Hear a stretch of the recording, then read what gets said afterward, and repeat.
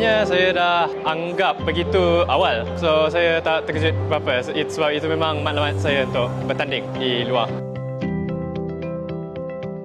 Paling pressure masa saya buat soalan dan saya tinggal 15 minit saja.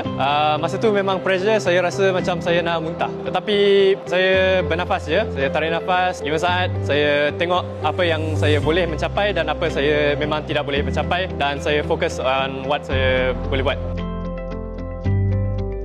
Sebenarnya yang paling berharga adalah akses kepada equipment dan dapat pengalaman dengan guna and membina benda yang actually akan dipakai masa bekerja sebagai penjurutera elektronik.